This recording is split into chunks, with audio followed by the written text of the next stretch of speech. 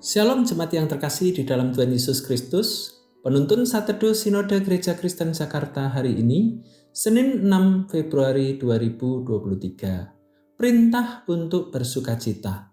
Filipi 4 ayat yang keempat sampai 8 berbunyi demikian. Bersukacitalah senantiasa dalam Tuhan. Sekali lagi kukatakan bersukacitalah. Hendaklah kebaikan hatimu diketahui semua orang, Tuhan sudah dekat. Janganlah hendaknya kamu khawatir tentang apapun juga, tetapi nyatakanlah dalam segala hal keinginanmu kepada Allah dalam doa dan permohonan dengan ucapan syukur. Damai sejahtera Allah yang melampaui segala akal akan memelihara hati dan pikiranmu dalam Kristus Yesus. Jadi akhirnya, saudara-saudara, semua yang benar, semua yang mulia, semua yang adil, semua yang suci, semua yang manis, semua yang sedap didengar, semua yang disebut kebajikan dan patut dipuji, pikirkanlah semua itu.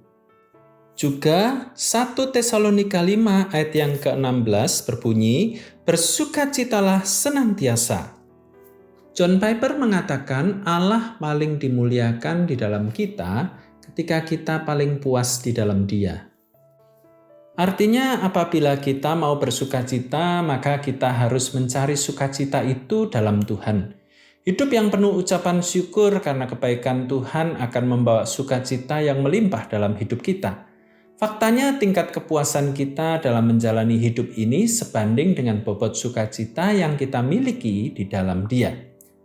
Salah satu tujuan hidup kita adalah memuliakan Allah dan menikmati Allah selamanya. Implikasinya adalah seberapa dalam kita dapat bersukacita di dalam Dia. Sejauh itu pula kita dapat memuliakan dan menikmati Allah. Karenanya Rasul Paulus memerintahkan kita bersukacita senantiasa dalam Tuhan. Perintah ini penting dan harus ditaati. Makna dari perintah untuk bersukacita adalah keharusan kita mengambil sikap dan tindakan yang dapat mendatangkan sukacita. Sukacita itu tidak terjadi dengan sendirinya. Ada bagian kita untuk mengupayakan dan memperjuangkan sukacita itu. Kita bisa mengupayakannya melalui hidup yang bersandar kepada Tuhan senantiasa. Selain itu, kita perlu menerapkan prinsip-prinsip firman Tuhan seperti mengasihi, menghormati, serta peduli pada sesama. Jika melakukannya dengan konsisten, maka sukacita dari Allah mengalir dalam hidup kita.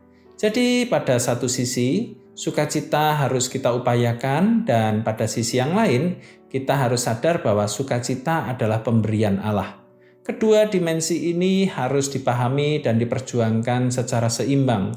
Jika mengabaikan salah satu aspek tersebut, maka sukacita yang melimpah tidak akan terjadi dalam hidup kita. Bagaimana dengan hidup kita?